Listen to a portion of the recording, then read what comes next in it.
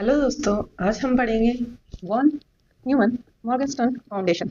Expected utility theory is based on VNM axioms. और VNM का axiom क्या कहता है कि कंप्लीटनेस होनी चाहिए, ट्रांजिटिविटी होनी चाहिए, इंडिपेंडेंस होनी चाहिए और कंटिन्यूटी होनी चाहिए। इन चारों के बारे में हम डिटेल में समझेंगे अब।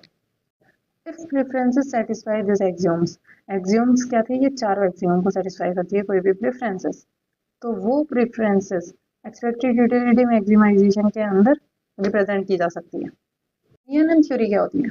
जॉन वॉन न्यूमन ने और ऑस्कर मॉर्गनस्टर्न ने डेवलप की थी। ठीक है, इस थ्योरी के अंदर जो the theory of game and economic behaviour है, उसके थ्रू इसने प्रूव किया था। दे प्रूव, उन दोनों साइंटिस्ट ने ये प्रूव किया था कि if preferences over risky choices satisfy certain axioms, there exist a utility function such that, जो ईयू है उसके ये फॉर्मूले को इसने एक्सप्लेन किया था। ये चारों चीज़ें फॉलो होंगी, completeness, transitivity and continuity and independence, तो एक्सपेक्टेड यूटिलिटी थ्योरी के लिए अप्लाई होगी या वैलिड होगी।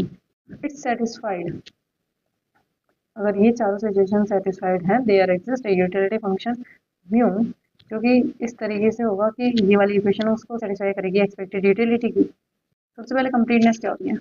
कंप्लीटनेस की डेफिनेशन होती है फॉर एनी टू लॉटरीज ए और बी, कोई भी दो लॉटरी है ए और बी, या तो जो पर्सन है रेशनल इंडिविजुअल, वो ए को प्रेफर करेगा बी से ज़्यादा, या फिर वो बी को प्रेफर करेगा ए से ज़्यादा, या फिर वो दोनों के लिए इंडिफरेंट रहेगा। लेकिन अगर वो इंडिविजुअल ये कहता है कि मैं कंपेयर ही नहीं कर सकता दोनों के बीच में, है ना, तो उस केस में कंप्लीटनेस नहीं होगी। एग्जाम्पल क्या कहता है कि एक लॉटरी है जिसके अंदर 50% चांस है कि वो 100 रुपये मिलेंगे और 50% चांस है उससे कुछ भी नहीं मिलेगा। ठीक है, और जो बी लॉटरी है उसके अंदर 100% चांस है कि उससे 40 रुपये मिलेंगे। ठीक है, so if the person says I prefer A to B, इसको कहते हैं कंप्लीटनेस। अगर वो मना कर देता है प्रेफर करने से तो कंप्लीटनेस पॉसिबल ही नहीं होगी। देन ट्रांजिटिविटी डेफिनेशन क्या है? अगर एक इंडिविजुअल है ए से, मतलब ए को प्रेफर करता है बी से ऊपर, ठीक है, या फिर बी वाली लॉटरी को प्रेफर करता है सी से ऊपर, तो डेफिनेटली वो ए को ही प्रेफर करेगा सी से ऊपर। कोई भी पर्सन है उसने ए लॉटरी को प्रेफर करा बी से ज़्यादा और बी को प्रेफर करा सी से ज़्यादा, तो वो डेफिनेटली ट्रांजिटिविटी ये कहती है कि वो ए को ही प्रेफर करेगा सी से ज़्यादा। ठीक है, preference must be logically consistent, जो प्रेफरेंसेस होगी वो कंसिस्टेंट होनी चाहिए।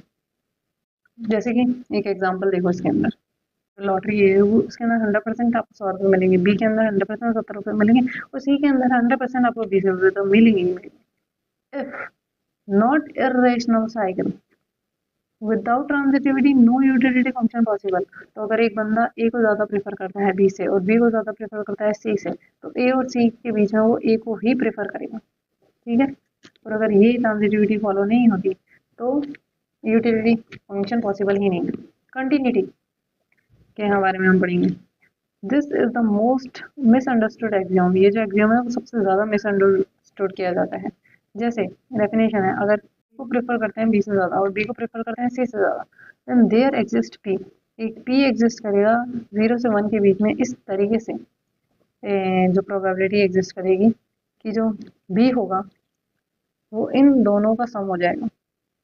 ठीक है, meaning the middle outcome B is equivalent to some lottery between best and worst. A और सी कोई सिचुएशन है कि ए में 100% हमें 100 रुपीज़ मिलेंगे और बी वाले केस के अंदर 100% हमें 20 रुपये मिलेंगे, तो बी एक ऐसी वो होगी कि हमें 100% 50 रुपये मिलेंगे। प्रोबेबिलिटी इन दोनों के बीच में लाई करेगी, ये बोलता है कंटिन्यूस। इंडिपेंडेंट एक्सियोम के बारे में पढ़ेंगे जो कि बहुत ज़्यादा इंपॉर्टेंट है, एक्सपेक्टेड यूटिलिटी की बैकबोन है। ठीक है, ये डिफाइन करता है कि जब a is greater than b है अगर, तो then n for any c and any probability जिस 0 से 1 के बीच में, ये वाली इक्वेशन फॉलो होगी। इसको हम एग्जांपल से और डीप के अंदर समझेंगे। मीनिंग किसका? इंडिपेंडेंस का। If you prefer a over b and you should still prefer a mixture of involving A over similar mixture involving B।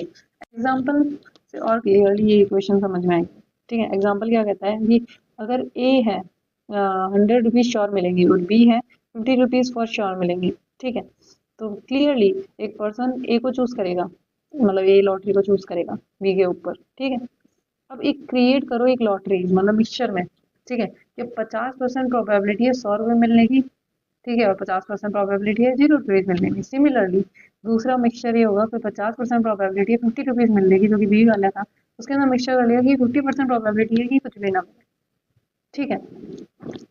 If independence hold होएगा, अगर इंडिपेंडेंस होल्ड होगा तो अभी भी वो पर्सन L1 को ही चूज करेगा L2 से ज़्यादा, जो कि मिक्सचर है ए प्रोबेबिलिटी का सी के साथ में, और ये मिक्सचर है बी प्रोबेबिलिटी का सी के साथ में, तो अभी भी इसी को चूज करेगा, ठीक है। सिंस रुपीज 100 रुपीज 50 रुपीज से ज़्यादा है, इसलिए L1 को चूज करेगा वो L2 से ज़्यादा।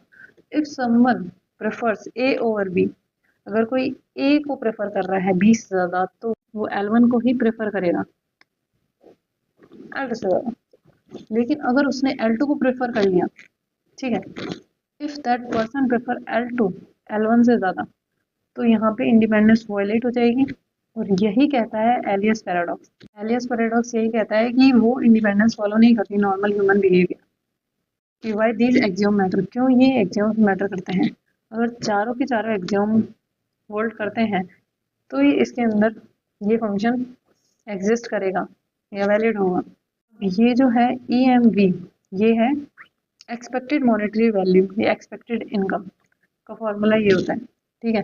यहाँ पे W का मतलब होता है विन, है ना, और F का मतलब होता है लूज, कि मतलब कोई लॉटरी विन करने की प्रोबेबिलिटी और कोई और लॉटरी लूज करने की। P का मतलब प्रोबेबिलिटी होता है। म्यूएक्स यूटिलिटी का फंक्शन है। P का मतलब हमने बता ही दिया प्रोबेबिलिटी होती है आई की सिचुएशन में, और ये एक्सपेक्टेड यूटिलिटी है।